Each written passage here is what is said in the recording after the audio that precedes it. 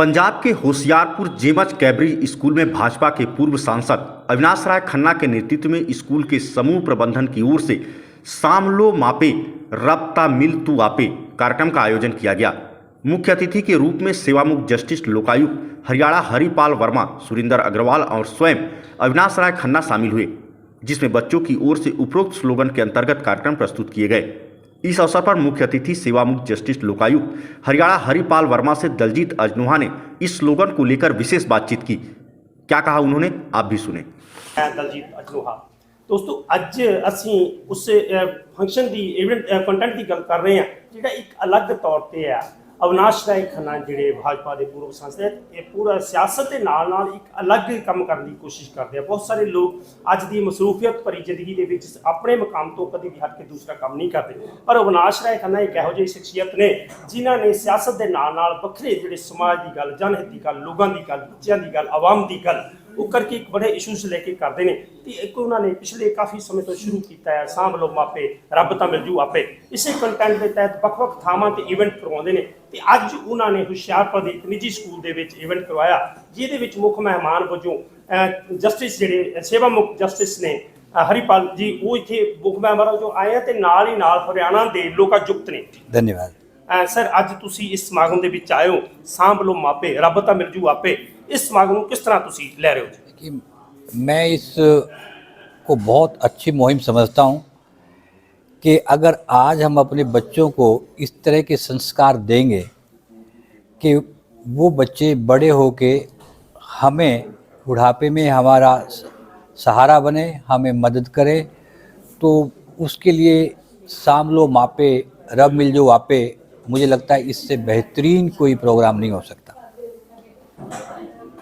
Ji ji ji, continue please. जी, दूसरे मैंने तो अपने जीवन में पहली बार इस तरह का जो गोष्ठी है देखी है, और वो भी इस लेवल पे जहाँ इतने बड़े स्कूल में, जो कि कैम्ब्रिज इंटरनेशनल स्कूल है, बच्चों की संख्या बहुत है। अगर हम इस तरह का मुहिम दूसरे स्कूल में, बड़ी बड़ी इंस्टीट्यूशन में भी इस तरह की गोष्ठी रखेंगे तो वाजिब है कि हमें उन बच्चों को इस तरह के संस्कार दे पाएंगे कि वो अपने बुजुर्गों की किसी स्टेज पे जब ज़रूरत हो तो बुढ़ापे में सेवा करें। अब देखिए, शायद हम इस कदर पे आ गए हैं कि पार्लियामेंट को 2007 में एक एक्ट पास करना पड़ा, maintenance and welfare of parents and senior citizen act 2007 जी। उसका जो मेन बैकग्राउंड थी वो यही थी कि बुजुर्ग जो थे वो उनको गौर नहीं फरमाई जा रही थी, और वो बेचारे घर घर भटकना उनका एक मजबूरी हो गई थी। इसलिए पार्लियामेंट ने एक एक्ट बनाया, एक तो मैं आपको ये कहूँगा, ये जो जिस तरह की नौबत है वो शहरों में ज़्यादा है बनस्बत गाँव के। गाँव में फिर भी थोड़ा सा एक सोशल बंधन है, एक समाज का थोड़ा बंधन रहता है, कोई लिहाज भी होती है, और उसमें बच्चे अपने माँ बाप की सेवा करते हैं। लेकिन शहर में जो सबसे जो मेन रीजन है वो न्यूक्लियर फैमिली सेटअप है। जॉइंट फैमिली में बहुत सी बातें होती थी, समाज का दबाव होता था, इकट्ठे होते थे, कुछ एक बातें ढकी जाती थी, और वो आखिर तक माँ बाप की सेवा करना एक मजबूरी भी होता था, करनी भी पड़ती थी, करनी चाहिए भी थी।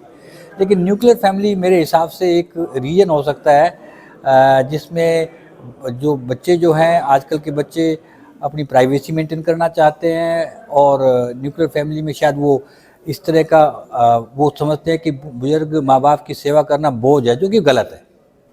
सर, अक्सर देखा जाता है बच्चों में बहुत सी बातें हैं, जैसे आपने अभी मैं बात इसको डिस्क्लोज नहीं करूँगा, जैसे आपने अपनी फैमिली के बारे में, यू आर सीनियर, अपनी मदर और फादर के बारे में बताई, कैसे परिवार में थे, और आप जस्टिस सेवा मुक्त हुए, आपकी फैमिली में अच्छे संस्कार हैं। संस्कारों की बात करें तो थोड़ा उसको जरूर हमारे दर्शकों को। मैंने दिखाया, मैंने बड़ा उदाहरण दिया कि हमें संस्कार अपने माँ बाप से इसलिए मिले कि उनके जीते जी उन्होंने अपनी देवर की ताउम्र सेवा की, जो कि बचपन से मेरे जो चाचा थे वो बचपन से मेंटली रिटार्डेड थे। उनको ये नहीं पता था कितना खाना है, कब खाना है, कैसे खाना है, और वो जब मेरी माँ या मेरे पिताजी उनकी सेवा करते थे तो वो संस्कार हमें मिले उनके जीते जी। और जो हमने देखा कि अगर वो अपनी सेवा, अपने देवर की सेवा कर सकती है, या अपने मेरे भाई की सेवा कर सकते, तो हम तो बेटे हैं उनके, हम तो वो तो माँ बाप की सेवा हम नहीं करेगा तो करेगा कौन।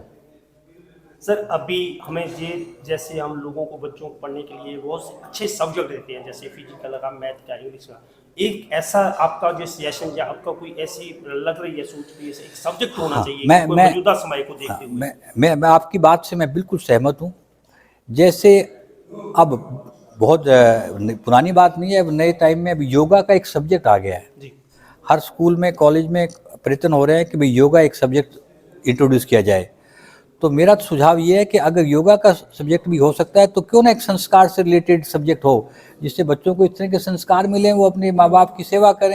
और मेरा बहुत अनुभव है और मैं विश्वास के साथ कह सकता हूँ कि जिसने माँ बाप की सेवा की है उसको फल तुरंत और बहुत अच्छे मिले। सर लास्ट में आप इस कंटेंट को लेके सांभलो माँ पे राबता मिल आप हमारे दर्शकों को क्या मैसेज देंगे?